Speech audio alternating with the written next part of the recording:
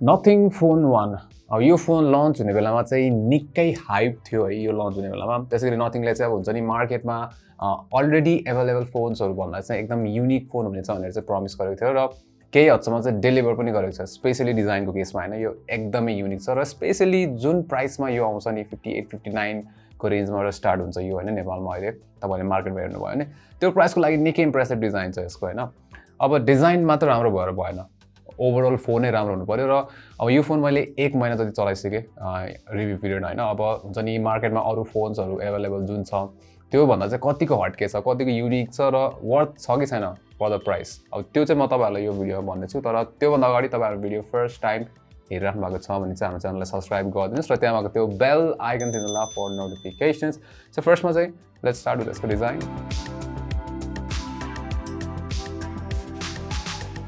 फर्स्टमा यसको युनिक कुरा भनेकै यसको design so transparent back glass back नै हो गोल्डा ग्लास 5 युज गरिरहेको छ र पुरै ट्रान्सप्यारेन्ट तपाईले वायरलेस चार्जिङ कोइलहरु देख्न सक्नुहुन्छ अब हुन्छ नि यो एकदम राम्रो मिलाएर राखेको छ के ट्रान्सप्यारेन्ट जुन छ हैन यो ट्रान्सप्यारेन्ट थिङ एकदम राम्रो देखिन्छ अब यो कि ब्ल्याक कि व्हाइटमा अवेलेबल हुन्छ अब मलाई चाहिँ व्हाइटमा लिनु मन थियो तर स्याडली त्यो अवेलेबल थिएन सो वी हुन्छ नि हामीले ब्ल्याक नै लियौँ तर ब्ल्याक पनि राम्रो देखिन्छ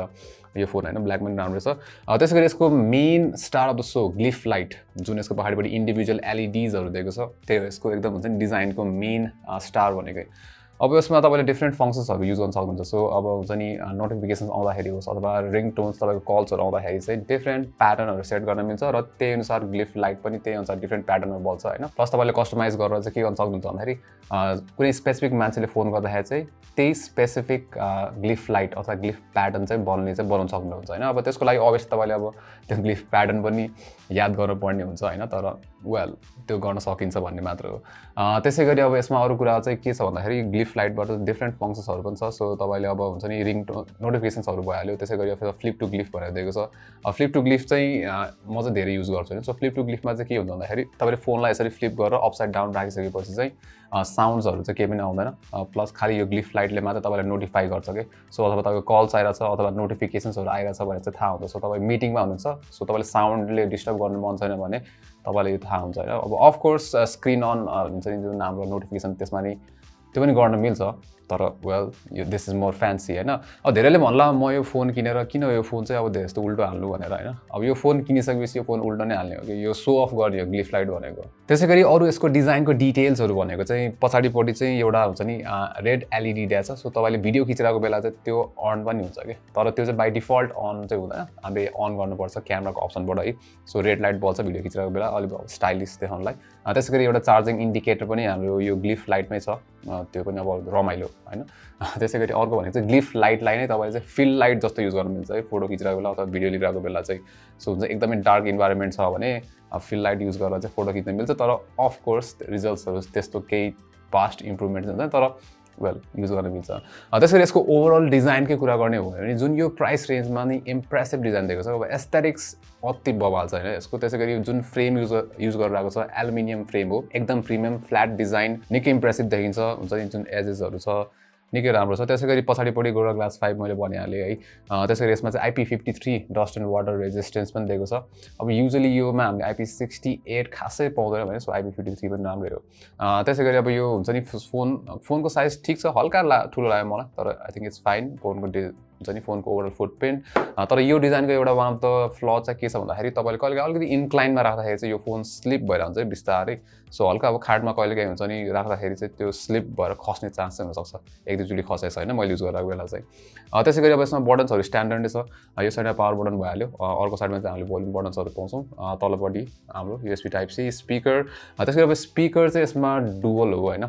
जुन माथिपट्टिको चाहिँ हाम्रो स्पिकर छ त्यसले चाहिँ सेकेन्डरी हुन्छ नि अब माइक्रोफोन फर कल्स त्यो पनि काम गर्छ डेडिकेटेड स्पिकर चाहिँ हैन तर के छ भन्दाखेरि स्पिकर लाउड छ हैन लाउडनेस राम्रो छ तर क्ल्यारिटी भन्छ एभरेज लेभलको मात्र छ त्यस्तो इम्प्रेसिभ चाहिँ छैन यसको त्यसैगरी इन डिस्प्ले फिंगरप्रिन्ट सेन्सर हो र यसको पोजिसनिङ चाहिँ अलिकति तलपट्टि छ हैन यो धेरै तलपट्टि भयो जस्तो लाग्छ तर फिंगरप्रिन्ट सेन्सर चाहिँ अति नै फास्ट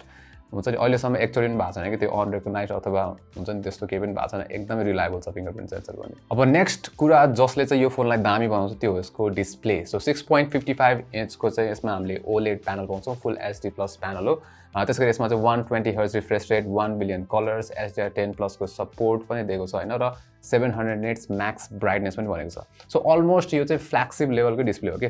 प्लस के छ भन्दाखेरि जुन चिन छ हेर्नुहोस् तलपट्टि होइन लाइक एकदमै मिनिमल माथि र तलपट्टि सेम सिमेट्रिकली देखिन्छ र यो चाहिँ कसरी भन्दाखेरि चाहिँ यसपालि चाहिँ अलिकति महँगो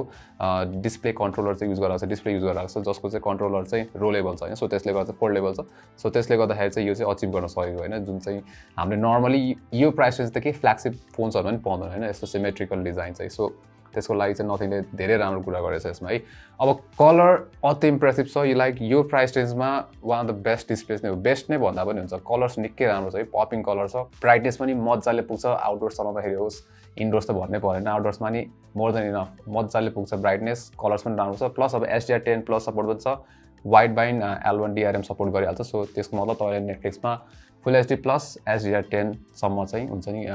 स्ट्रिम गर्न सक्नुहुन्छ कन्टेन्टहरू सो त्यो भनेको निकै राम्रो हो होइन अब रिफ्रेस रेटमा चाहिँ दुईवटा अप्सन भयो होइन 120 हर्ज कि 60 हर्ज अब 120 हर्ज राख्दाखेरि चाहिँ नर्मली 120 मै हुन्छ अब भिडियोजहरू हेर्ने हो भने युट्युबमा चाहिँ के हुन्छ भन्दाखेरि कहिलेकाहीँ मात्र 60 हर्जमा ड्रप हुन्छ भिडियो हेरिकन है कुनै भिडियोमा भइरहेको थियो कुनै भिडियोमा चाहिँ ड्रप भइरहेको थिएन अब इन्स्टाग्राम चलाउँदाखेरि चाहिँ स्टोरी हेर्दाखेरि फोटोजहरू छ भने 90 हर्जमा ड्रप भइरहेको थियो भने भिडियोजमा चाहिँ 120 हर्जमै बसिरहेको थियो अब यो चाहिँ एकदम एप स्पेसिफिक छ है ठ्याक्कै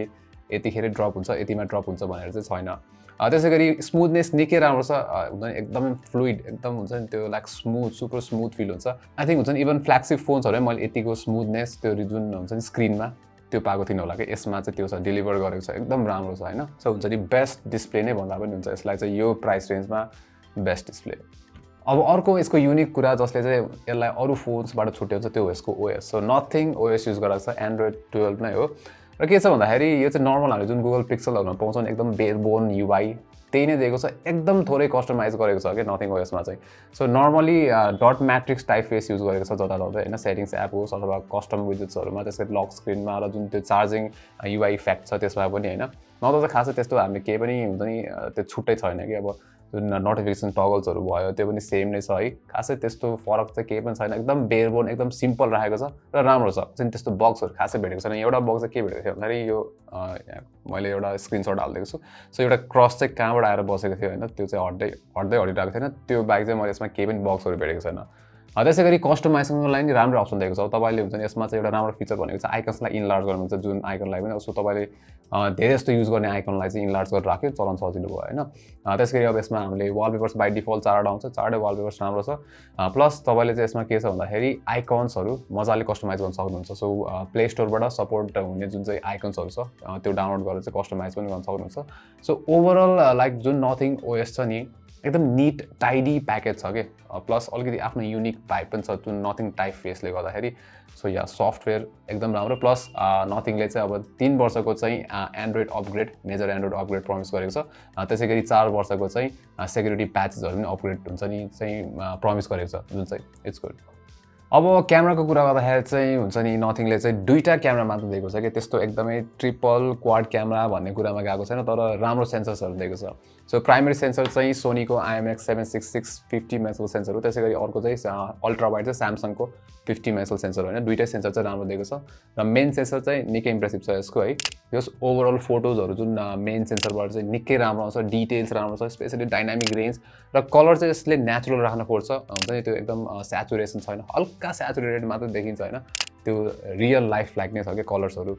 प्लस जुन फाइन डिटेल्सहरू सार्पनेसहरू एकदम मिलेको छ इन्डोर होस् अथवा आउटडोर फोटोजहरू होस् मेन क्यामेराबाट चाहिँ निकै इम्प्रेसिभ फोटोजहरू आउँछ अब अल्ट्रा वाइड सेन्सरले पनि राम्रो काम गर्छ है डिटेल्स राम्रो छ फिल्ड अफ भ्यू पनि वाइड छ यसको डिस्टोर्सन करेक्सन पनि राम्रो छ डाइनामिक रेन्ज चाहिँ ठिकै मात्र लाग्यो होइन त्यसै गरी कलर चाहिँ मलाई त्यति इम्प्रेसिभ लागेन मेन र अल्ट्रा वाइडमा चाहिँ ठ्याक्कै डिफ्रेन्स थाहा हुन्छ र हल्का ओभर प्रोसेस जस्तो लाग्छ अल्ट्रा वाइड फोटोजहरू प्लस अब अल्ट्रा वाइडले चाहिँ अटो फोकस पनि सपोर्ट गर्छ सो तपाईँले चाहिँ हुन्छ नि म्याक्रो फोटोजहरू पनि खिच्न मिल्छ यो अल्ट्रा वाइडबाट चाहिँ तर मेन फोटोजबाट खिच्दा चाहिँ बेटर है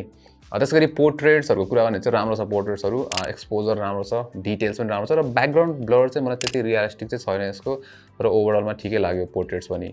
अब लो लाइट फोटोजहरुमा चाहिँ के छ भन्दाखेरि true to life realistic photos यसले खिच्न खोज्छ हैन त्यो जुन नाइटको भाइब हुन्छ डाइनामिक रेन्ज ठीकठाक छ डिटेल पनि राम्रो छ र कलर पनि नेचुरल देखिन्छ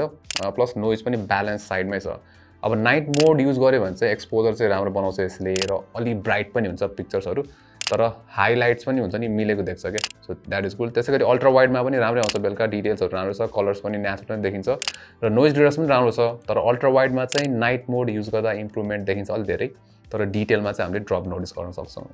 अब सेल्फी क्यामेरा चाहिँ 16 मेगापिक्सलको दिएको छ यसमा र डे लाइटमा एकदम राम्रो फोटोजहरु खिच्छ कहिलेकाहीँ हल्का सफ्ट लाग्न सक्छ यो स्किन जुन डिटेल्सहरु हुन्छ स्किनमा तर कलर्स कन्ट्रास्ट डाइनामिक रेन्ज चाहिँ राम्रो छ प्लस लो लाइट सिचुएसनमा चाहिँ अलि नोइजी देखिन्छ र ब्लर पनि आउन सक्छ फोटोजहरु चाहिँ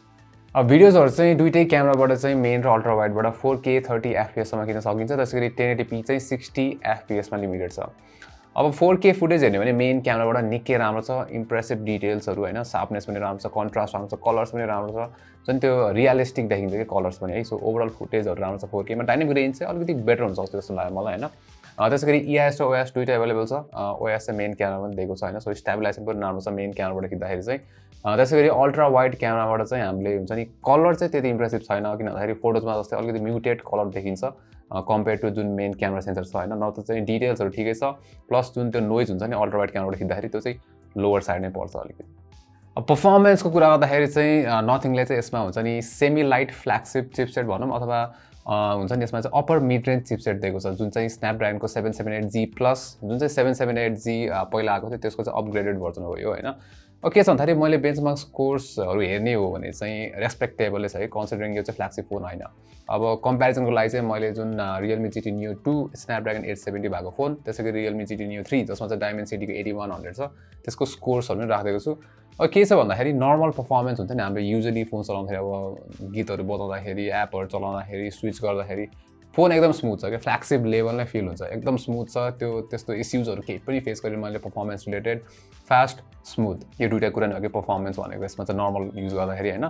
त्यसैगरी गेमिङमा जाने भने चाहिँ हामीले यसमा गेमिङ चाहिँ दुईटा टेस्ट गरेको थियौं गेन्सन इम्प्याक्ट त्यसैगरी call of duty mobile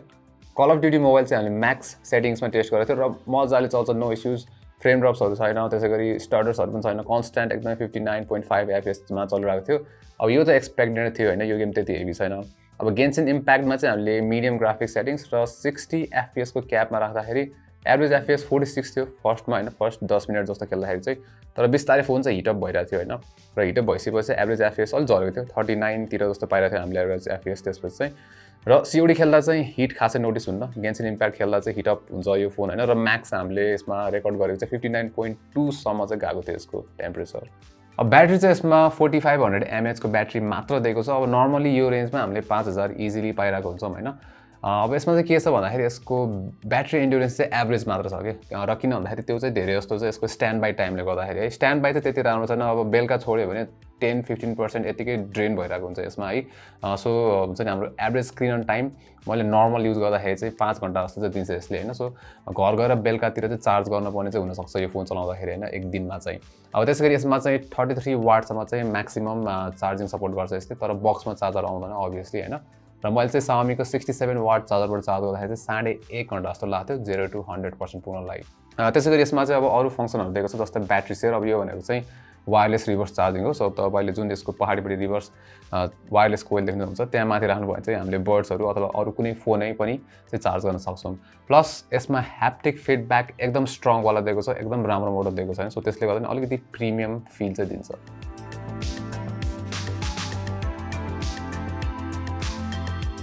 so nothing phone 1 अब यो फोनलाई चाहिँ हुन्छ नि चारवटा मेजर बेसिक कुराहरुले चाहिँ राम्रो बनाउँछ र अरु अफरिङ भन्दा चाहिँ यसलाई युनिक पनि बनाउँछ फर्स्ट कुरा त डिजाइन भयो हैन यसको ग्लिफ लाइट कहिले पनि बोरिङ लाग्दैन यसले गर्दाखेरि फोन है अरुले जेसुकै भन्नुस् म फोन उल्टो नै हान्छु ग्लिफ लाइट सो अफै गर्छु हैन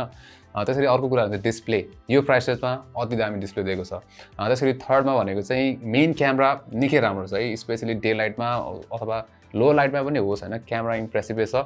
अल्ट्रा वाइड क्यामेरा चाहिँ बेटर हुन सक्थ्यो तर ठिकै छ यो प्राइस रेन्जको लागि अब म नर्मली आइफोन 11 चलाएर हुन्छ तर कहिलेकाहीँ हुन्छ नि अब त्यो आइफोन 11 भन्दा बेटर फोटोजहरु निकाल्नु हुन्छ कहिलेकाहीँ आइफोन 11 अलिकति बेटर हुन्छ हैन फोटोजको हिसाबमा सो हुन्छ नि राम्रै छ प्लस आइफोन 11 त अझै महँगो छ हैन 60 प्लस नयाँले पनि 75 जति नै पर्छ त्यसैगरी अर्को कुरा भनेको चाहिँ ओएस सो बेयरबोर्न ओएस दिएको छ कस्टमाइजेसन खासै धेरै गरेको छैन कस्टमाइजेसनको अप्सनहरु चाहिँ छ हैन आइकन्सदेखि लिएर धेरै कुराहरू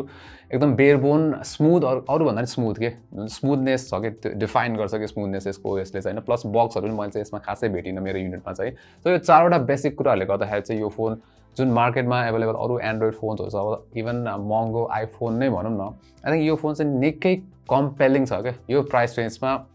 बेस्ट फोन नै भन्छु म सो यो भिडियोमा चाहिँ यति नै राम्रोलाई लाइक गर्नुहोस् सेयर पनि गर्नु होला र यस्तै कन्टेन्टहरुको लागि चाहिँ हाम्रो च्यानललाई सब्स्क्राइब गर्नुहोस् र त्यहाँ भएको त्यो बेल आइकन थिच्नु होला for notifications until next time नमस्ते